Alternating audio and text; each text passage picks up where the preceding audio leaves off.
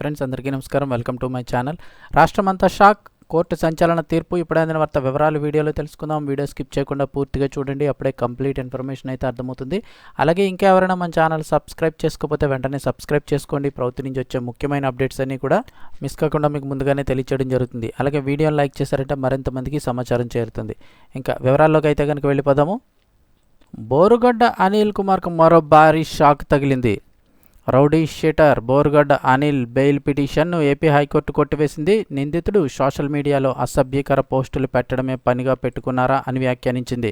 ఇలాంటి వారిని క్షమించడానికి వీల్లేదని తేల్చి చెప్పింది కోర్టు. పిటిషనర్కు పూర్వ నేర చరిత్ర ఉందని పోలీసులు కోర్టుకు తెలిపారు. అనుచిత పోస్టుల వ్యవహారంలో నమోదైన 2 కేసుల్లో ఇప్పటికే ఛార్జిషీట్ దాఖలైందని చెప్పారు. ఇక సోషల్ మీడియాలో అసభ్యకర పోస్టులు పెట్టిన వ్యవహారంలో బోరుగడ్డ అనిల్పై అనంతపురం 4వ పట్టణ పోలీసులు కేసు నమోదు చేశారు. ఈ కేసులో ఆయన బెయిల్ కోసం పిటిషన్ దాఖలు చేసుకోగా తాజాగా గురువారం హైకోర్టు ఆ బెయిల్ పిటిషన్ కొట్టివేసింది. వైకాపా అధికారంలో ఉన్న 5 ఏళ్ల కాలంలో బోరుగడ్డ అనిల్ అరాచకానికి హద్దే లేకుండా పోయింది. పోలీసులు సైతం అతని వైపు చూడాలంటేనే భయపడే పరిస్థితిని కల్పించాడు. గుంటూరు నగరానికి చెందిన అనిల్ కేంద్ర మంత్రిగా పనిచేసిన రామ్దాస్ అటావలే అనుచరుడిగా చెప్పుకుంటూ రిపబ్లికన్ పార్టీ ఆఫ్ ఇండియా రాష్ట్ర అధ్యక్షుడిగా చలామణి అయ్యాడు.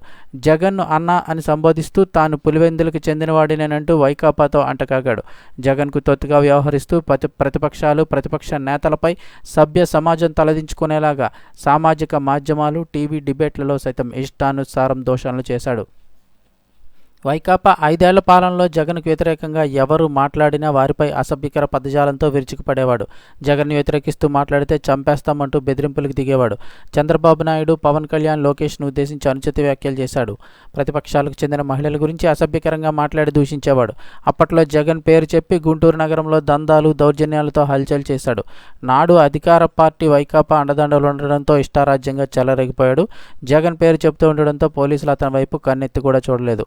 ఇప్పుడైతే కనుక కోర్టు తాను పెట్టుకున్న బెయిల్ పిటిషన్ అయితే కొట్టివేసింది.